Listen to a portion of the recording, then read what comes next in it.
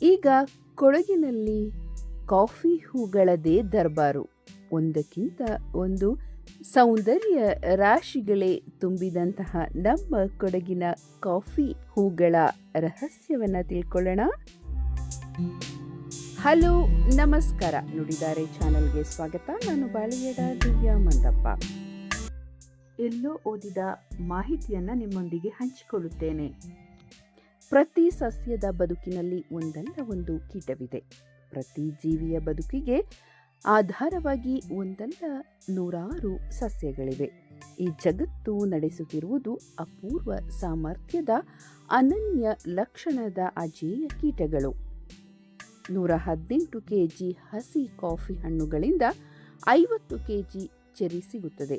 ಅದನ್ನ ಪಲ್ಪಿಂಗ್ ಮಾಡಿದ್ರೆ 27 KG coffee ಬೀಜ ಸಿಗುತ್ತದೆ.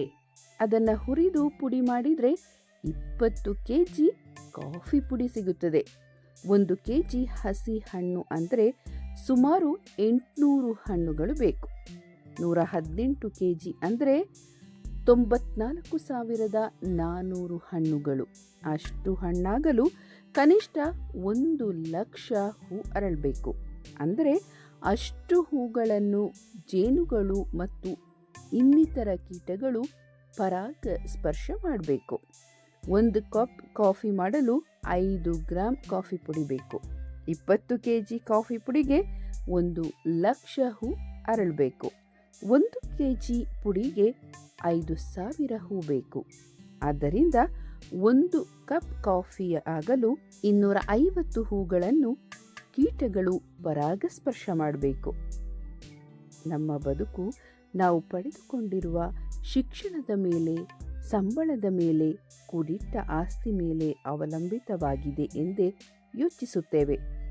ವಾಸ್ತವದಲ್ಲಿ ಬದುಕು ಜೇನ್ನೊಣ, ಇರುವೆ, ಗೆದ್ದಲು, ಜೇಡ, ಚಿಟ್ಟೆ, ದುಂಬಿಗಳ ರೆಕ್ಕೆ ಬಡಿತದ ಋಣದಲ್ಲಿದೆ.